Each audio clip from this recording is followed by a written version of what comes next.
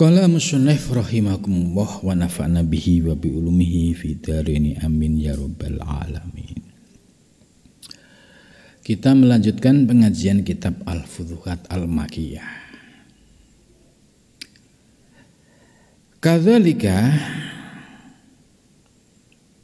idrib al-muhtas fil qadim hissan yasihu fil kharij al-muhdas wa yakhfi al-qadim bi khurujihi wa hadha haqiqatul ittisal wal ittihad. Ini penjelasan ini nyambung dengan yang di Durun Nafis tadi, karena ini kitab induknya.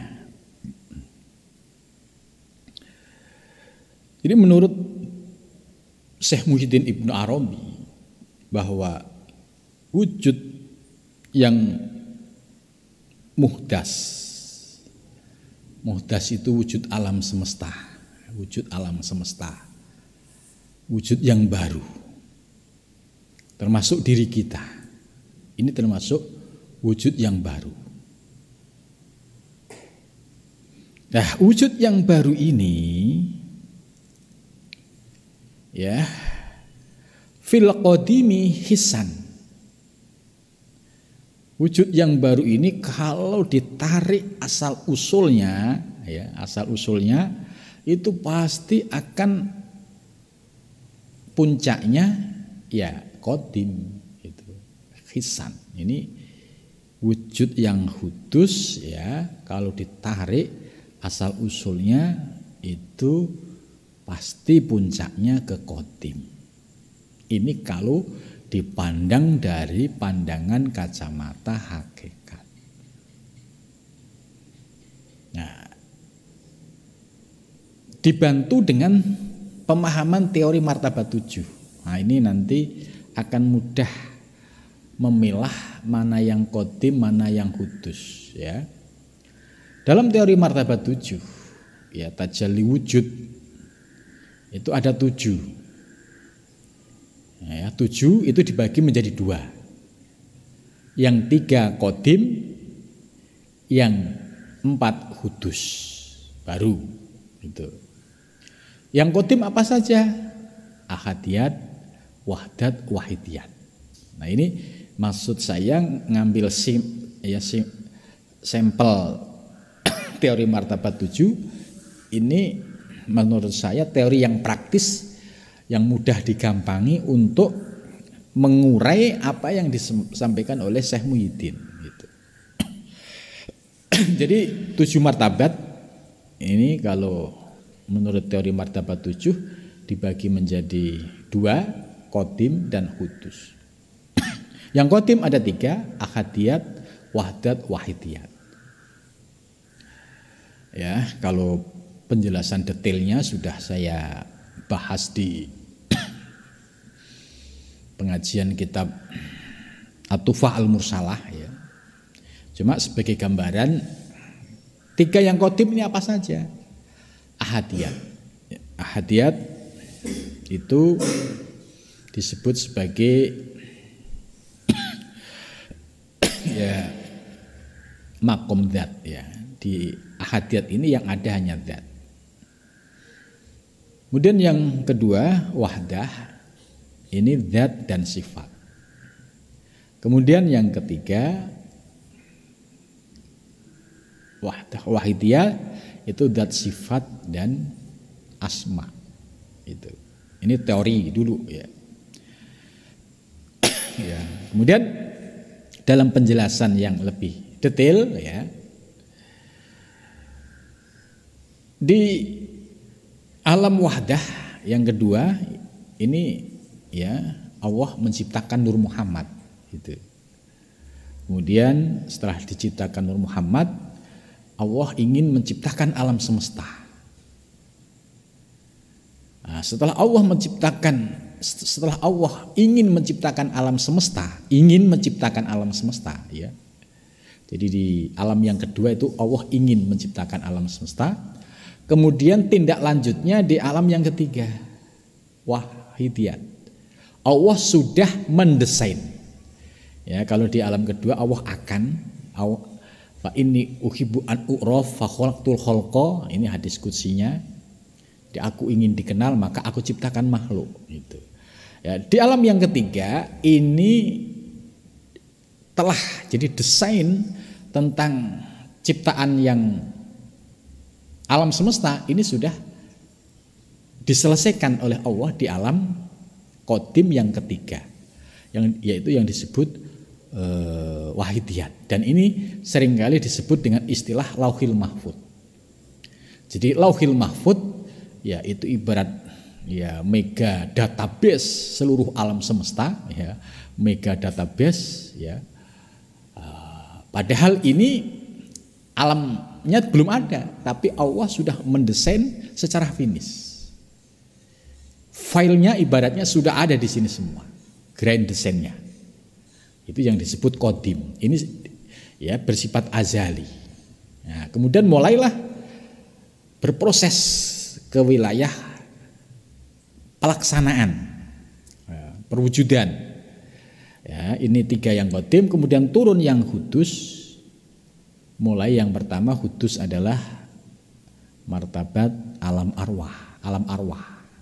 Ini hudus. Ruh itu termasuk hudus baru, ya. Ya, jadi ruh ini termasuk baru karena diciptakan oleh Allah.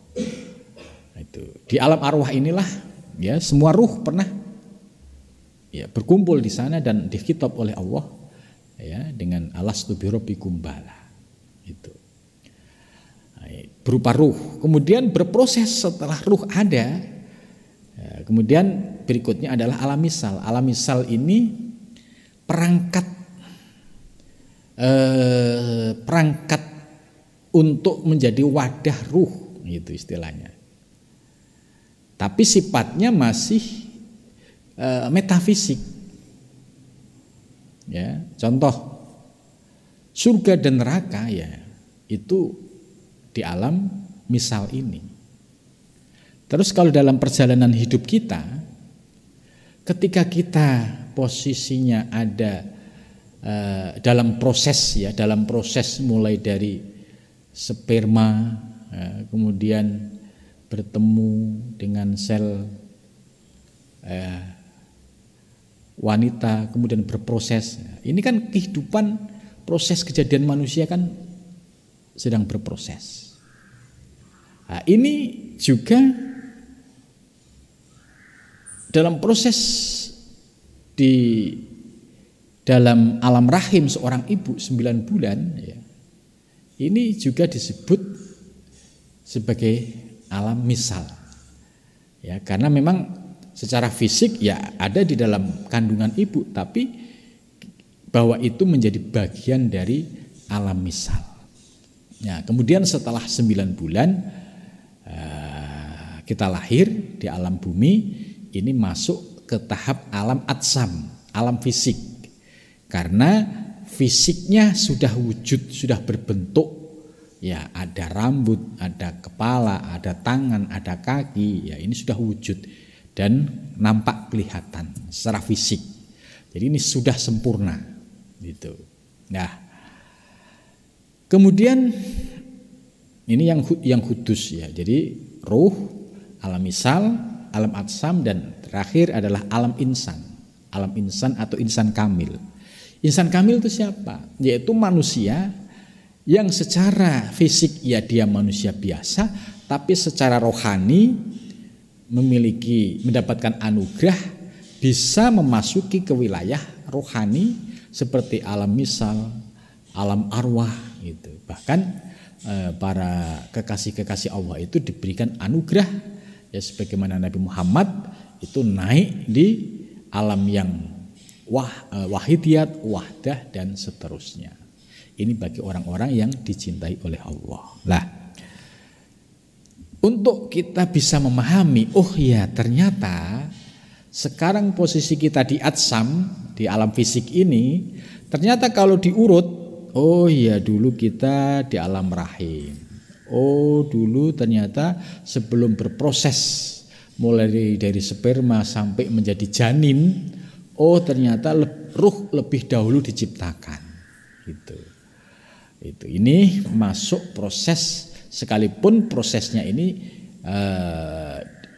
wujudnya berupa wujud yang metafisik, wujud halus yang tidak kelihatan secara kasat mata. Nah, setelah kita memahami ini, kemudian ternyata ini sudah didesain di alam qadim, gitu.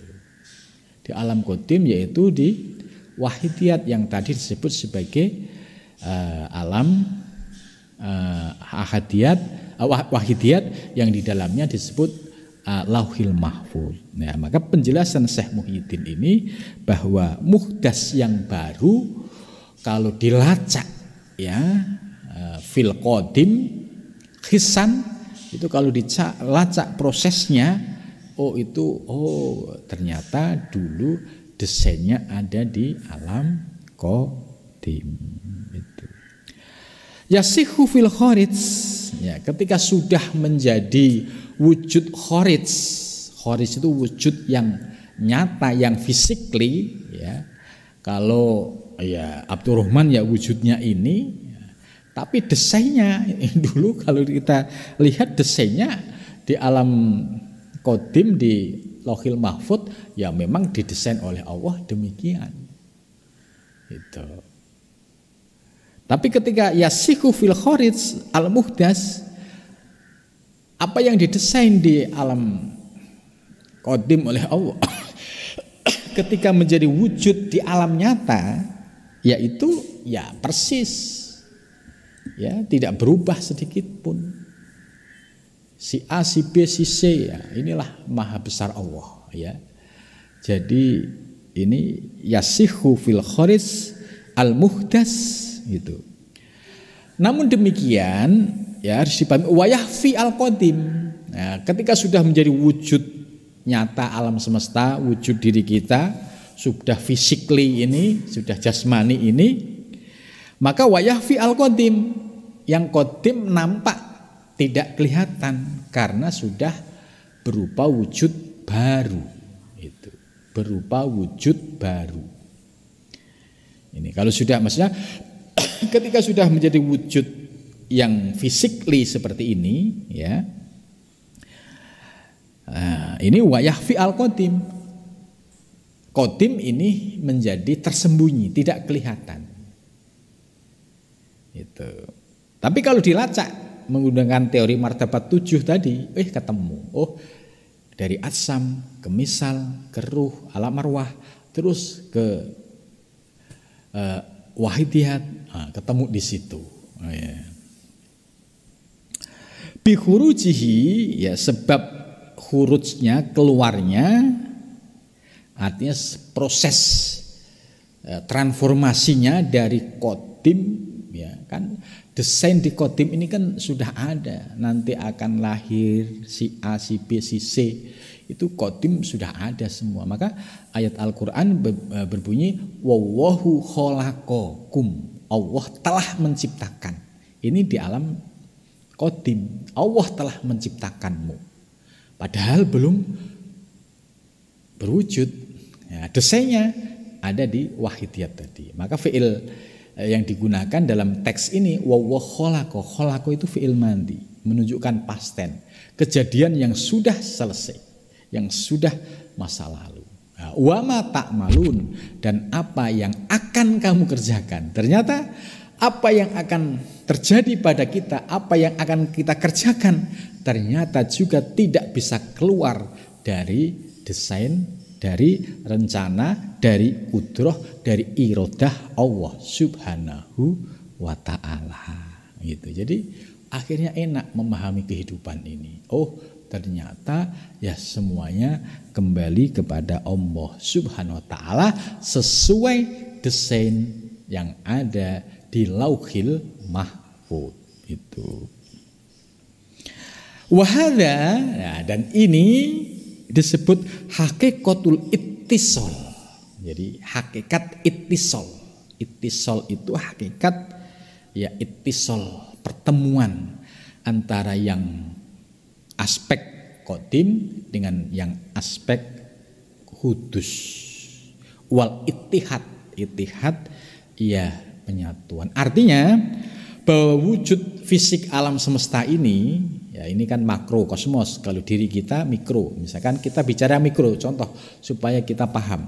Diri saya mikrokosmos ini kan baru, muhdas baru.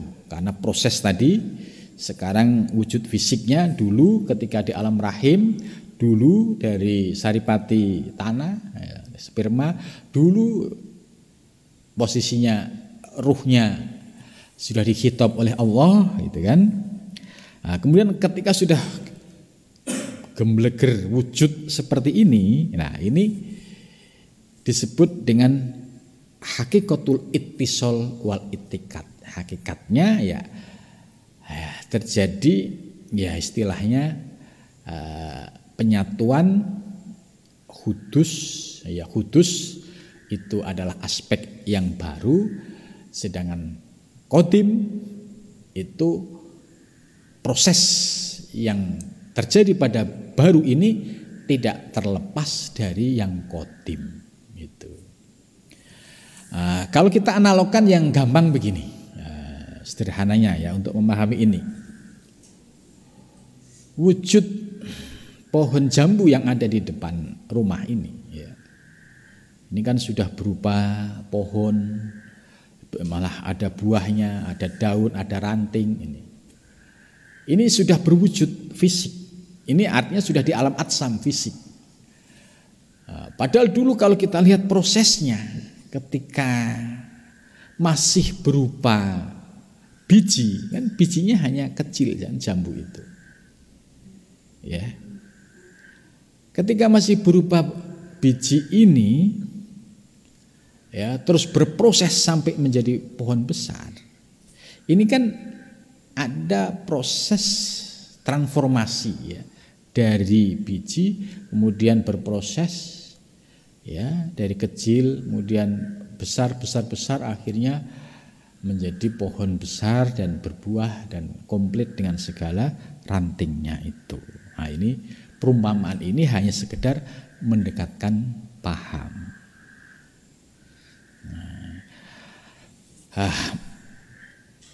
Hal ini maksudnya, teori ini ya didukung oleh firman Allah Subhanahu wa taala, ya. Dalam hal ini Syekh Muhyiddin Ibnu Arabi mengutip firman Allah yang sangat populer di dalam Al-Qur'an. A'udzu billahi minasyaitonir rajim. Bismillahirrahmanirrahim. Wa id qala rabbuka lil malaikati inni ja'ilun fil ardi khalifah. Itu. Ini ayat ini sebagai bukti firman Allah tentang rencana ingin menciptakan makhluk di muka bumi, yaitu Allah ingin menciptakan Adam dan keturunannya. Itu.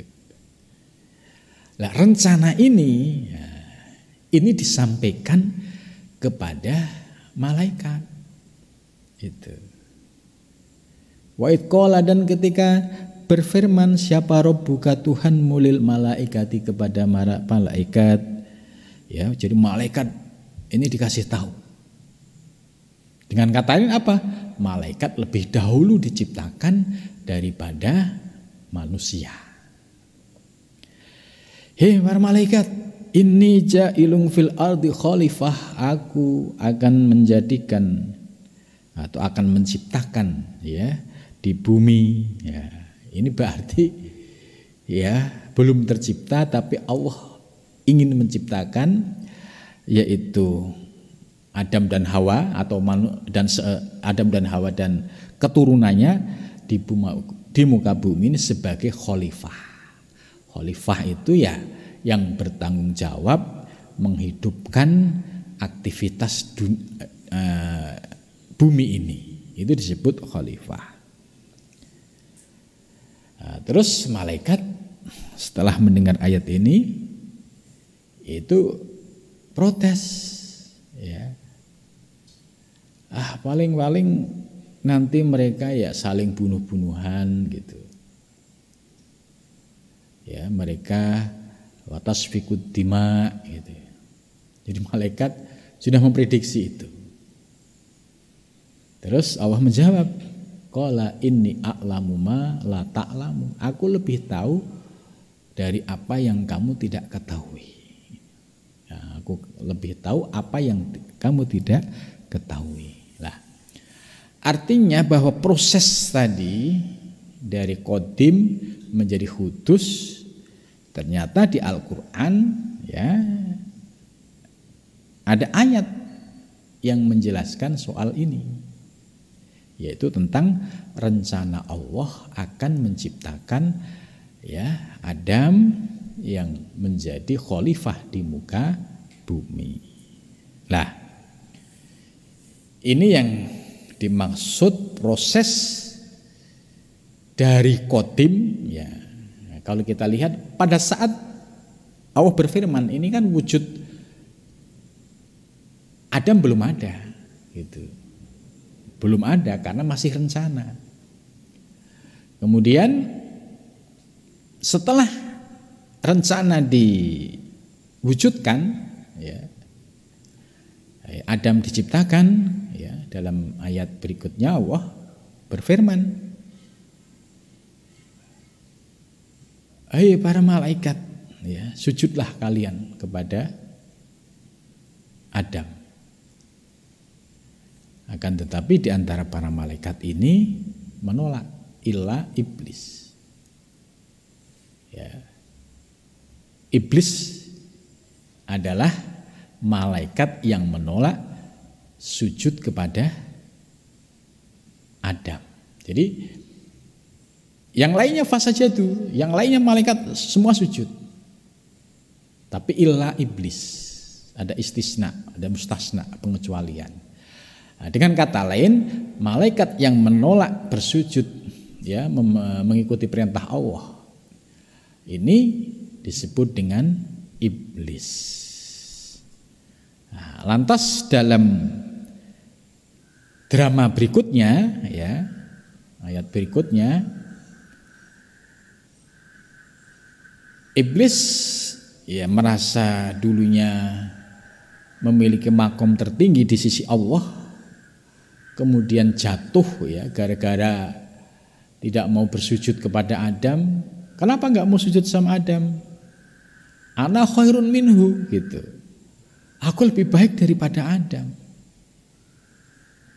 Ya, kenapa? Ya, engkau ciptakan dia dari tanah, sedangkan aku engkau ciptakan dari api. Jadi merasa lebih tinggi derajatnya, merasa itu. Jadi penyakit sombong inilah yang menyebabkan jatuhnya malaikat sampai menjadi iblis ini. Nah, iblis terus bersumpah, ya, karena dia jatuh martabatnya gara-gara Adam. Akhirnya wallahi, demi Allah, la uhwiyannakum ajmain, ya, sungguh aku akan menyesatkan.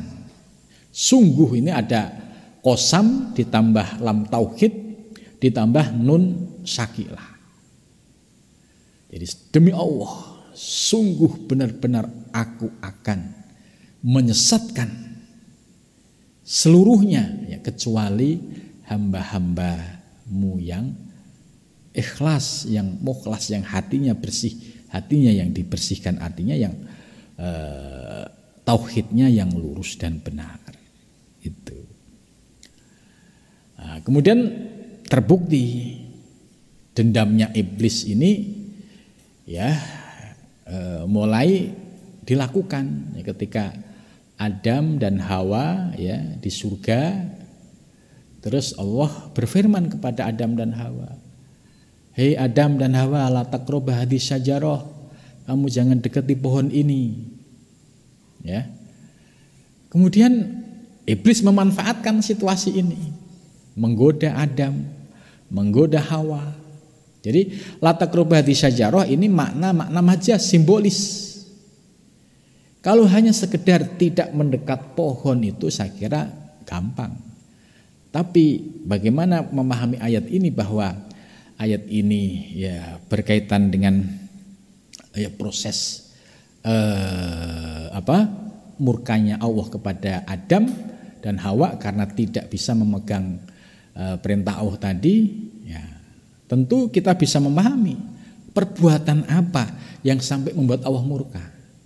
Kalau hanya sekedar tidak mendekat, ya perintah itu mungkin bisa dipahami. Tapi kalau maksud dibalik perintah ini, ya yang dimaksud la taqrabati saja, jangan kamu melakukan hubungan ya suami istri dulu sebelum nanti Allah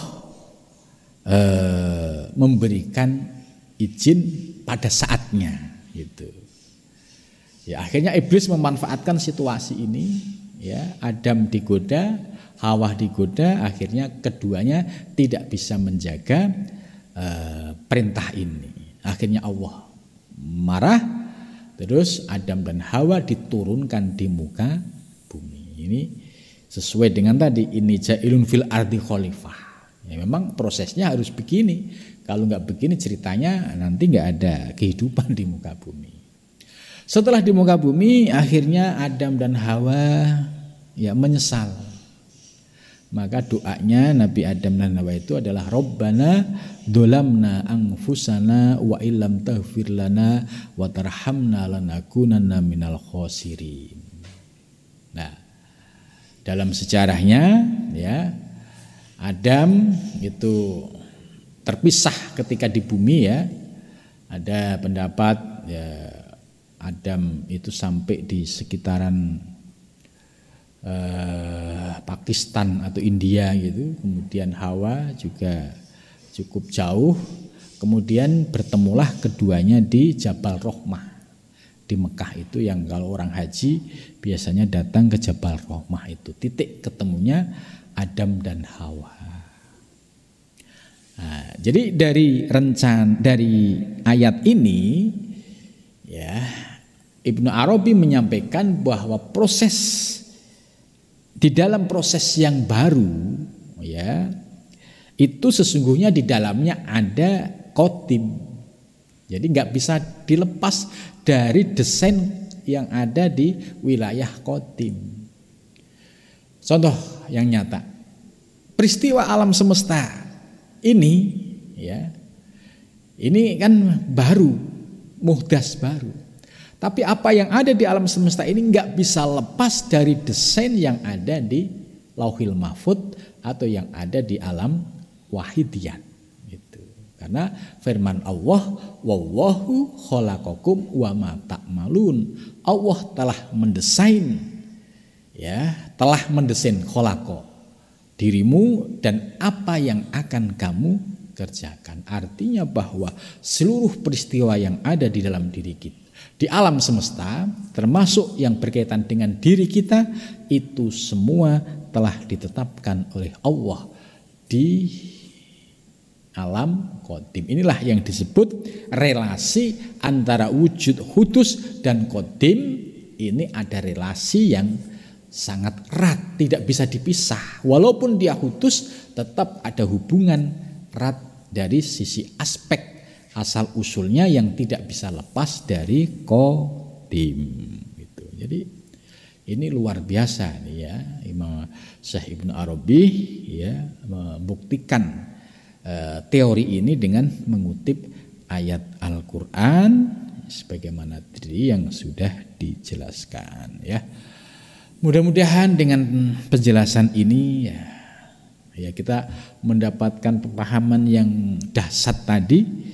Itu sudah satu rezeki yang luar biasa ya. Karena ini ya satu anugerah batiniah ya, ketika kita membahas tentang soal ilmu-ilmu begini terus dikasih pemahaman plong gitu. Wah, ini ibarat orang mancing itu benar-benar ya dapat ikan yang sesuai yang diharapkan ini ya. Cukup sampai di sini, mudah-mudahan bermanfaat. Ya, wal muwaffiq. Assalamualaikum warahmatullahi wabarakatuh.